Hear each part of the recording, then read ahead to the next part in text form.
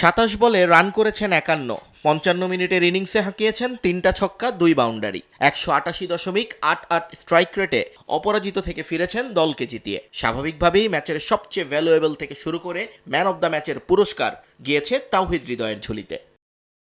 ইনিংসটা এসেছে এমন একটা সময় যখন প্রতিপক্ষ চোখ রাঙাচ্ছিল ২২ গজে। হেরে যাওয়ার শঙ্কা ছিল টাইগার শিবিরে। সেখান থেকে প্রতি আক্রমণ করে নিউজিল্যান্ডকে বিধ্বস্ত করেছেন। জানিয়েছেন পরিকল্পনা করেই এমন আগ্রাসী ব্যাটিং করেছেন তিনি। চেষ্টা করেছেন প্রতিপক্ষকে ভরকে দিতে, আর দিন শেষে সাফল্য এসেছে সেখানেই। রান দরকার ছিল, রান একটু কম হয়ে গিয়েছিল।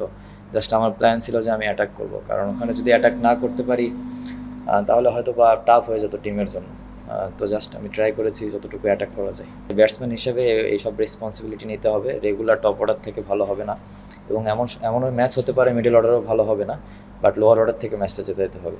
তো আমরা জাস্ট ট্রাই করছি যে এই জিনিসগুলো যতটুকু কুইক ডেভেলপ করা যায় নিজেদের ভিতরে। ওয়ানডে সিরিজ জিতলেও হৃদয়ের ব্যাটিং নিয়ে সমালোচনা ছিল বিস্তর। পরিস্থিতি অনুযায়ী দলের প্রয়োজন মেটাতেই নাকি ওই পথে হাঁটতে হয়েছিল তাকে। সঙ্গে পছন্দের ৪ নম্বর জায়গাটা না পাওয়ার আক্ষেপটা লুকাননি ম্যাচ সেরা ক্রিকেটার। ২০২৫ সালে যে পজিশনে ব্যাটিং করেছিলেন দলের সেরা পারফর্মার, হঠাৎ করে বিশ্বকাপের আগে টিম কম্বিনেশনের নামে সেই জায়গা হারিয়ে একটু যেন হতবিহব্বল হৃদয়। ওয়ানডের জেদ তাই মেটালেন টি-20-তে সেই ৪-এ নেমে।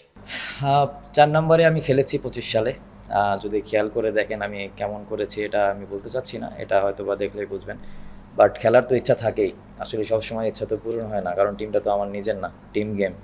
বাট আমি অবশ্যই লাইক করি, কারণ আমি আমি 19 থেকে শুরু করে আমার কেরিয়ার যখন থেকে এজ লেভেল থেকে 16-18 থেকে যখনই খেলি তখন আমি এই পজিশনটাতেই খেলেছি।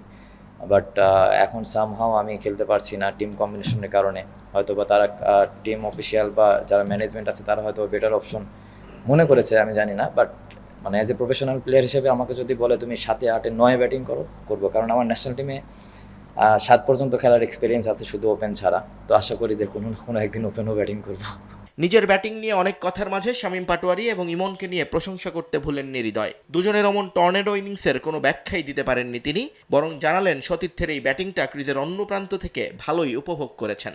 আমি তো অনেক এনজয় করি ওর ব্যাটিং, সত্য কথা বলতে, কারণ এমন এমন শটস ওই খেলে যেটা আমাদের কম ব্যাটসম্যানই আছে যে ওই রকম শটস খেলতে পারে। তো নাম্বার 6 এরকম পজিশনে এরকম প্লেয়ারই দরকার, যে আপনার সব দিকেই যে কোনো সময় মেরে দিতে পারবে।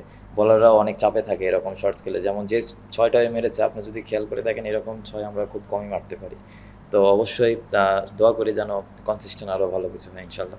দল জিতলেও এখনই আশার বেলুন ফোলাতে রাজি নয় বাংলাদেশ টিম ম্যানেজমেন্ট। তাই মাটিতেই পা রাখছেন টাইগাররা। জয়ের জন্য এককভাবে কাউকে কৃতিত্ব না দিয়ে পুরো দলের পরিকল্পনাকেই সাধুবাদ জানালেন তাওহিদ হৃদয়। সবাইকেই ক্রেডিট দিতে চাই, কারণ সবাই ভালো বল করেছে।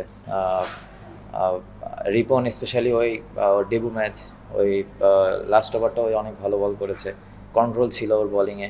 নিয়ন মোহাইমেন, সময় সংবাদ।